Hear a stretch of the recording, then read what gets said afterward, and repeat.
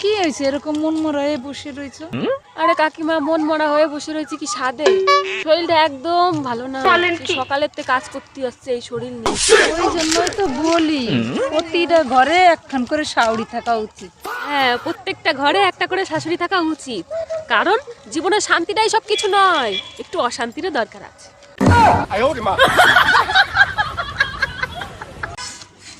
ও বৌমা, তোমাকে বদনা কোন জায়গা?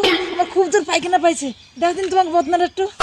বদনা কি আমার হাতে নাকি? বদনা রয়েছে আমার পায়খানায়, আমার কাছে এসে বদনা চাচ্ছ? A few moments later. আরে বৌমা, বদনা নাই পাইছি, তাই পায়খানা করবো কোন? আরে বাবা, তোমার চোখ কান গেছে নাকি? বদনা যেখান থেকে নিয়ে এসে সেইখানেই পায়খানা করবে? আরে বাবা, তা আমার আগে বলবো তো, আমার তো ধুয়ে গেল।